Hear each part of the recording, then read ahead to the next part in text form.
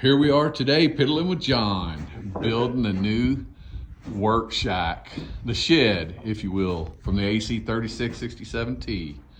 Got anything to add to that, John? No, get your all federally funded asses up out of bed and do something today. That's right. And you know who we're talking to. You know who you are. Anyway, that has cut 99% of the lumber for this. Of course, we couldn't cut the plywood, but we would if we could. Look at the craftsmanship from Piddling John. That's it.